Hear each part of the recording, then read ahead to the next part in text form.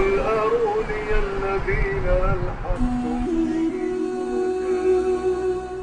Beyond the glitz and glamour of downtown Manama, we're gonna hang out with these protesters for a little bit. We venture into the dark side of Bahrain, a side the government tried to prevent us from seeing.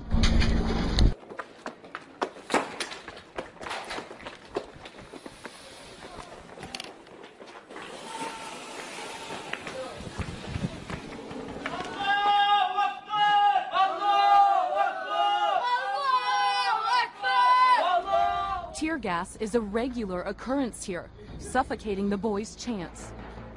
We smelled it ourselves. What is it? What is it?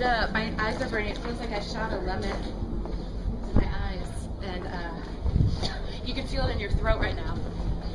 It's hard to breathe. We're just a short drive from the United States 5th Fleet Naval Base. So this is the tear gas that they've been using? This is it. It hits 3 pieces of tear gas comes from here. And These are them? No, this is another thing, either for the rubber bullet or for the tear gas, a different type of tear gas. Human rights advocates like Nabil Rajab say everyday security forces have also been shooting into neighborhoods with birdshot. He says striking unarmed civilians. People spray painted the names of the martyrs on the walls, but then it's been covered up with this white paint by the government. I mean, it's everywhere. He said already I removed around 40 from my body in the hospital.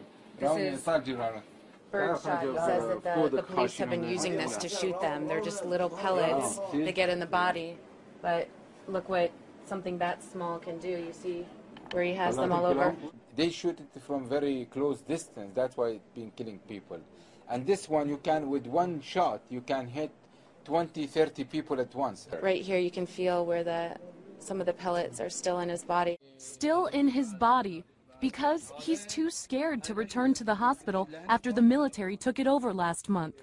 So he got out of the hospital bed and ran away? Yeah, because he was afraid. He'd rather try to remove the pellets, one by one with a needle, than go back. Doctors and human rights organizations accuse security forces of using hospitals to identify, capture, and then torture protesters. Oh, you brought me tea. Thank you. Thank you so much. Shukram. He said he took a razor blade on his own and cut the bullets out of his leg because he was too scared to go to the hospital. Because he says that the riot police came in and beat him while he was in his hospital bed. So he fled. And he still has the bullet in his eye. He can't see? He can't see. Oh my God, what happened to him? Sound bomb. A sound bomb? That's a literal translation in Arabic for what in English are called flashbang grenades. You have people wounded every day and you don't know how to deal with them. You don't know where to take them. Doctors are getting beaten, tortured inside the hospital. Nurses getting arrested and beaten inside the hospital. It's really humanitarian crisis we are going through now. Even ambulance drivers say they've become targets. This man says police opened fire on his vehicle and then beat him up, breaking his leg. Bahrain's government gave us a packet of documents telling its side of the story, blaming Iran for instigating demonstrations and unrest.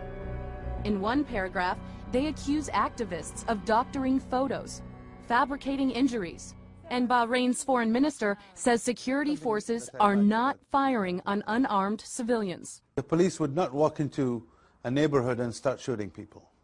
The police would be at a checkpoint or at a post. So they're not shooting into the neighborhoods right now? No. Bahraini officials also say that the overall situation in the country is calming down. But we saw people hiding in their homes.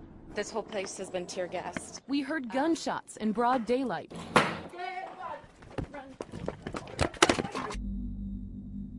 It seems security forces have contained the opposition in the villages, making it invisible to the rest of the world.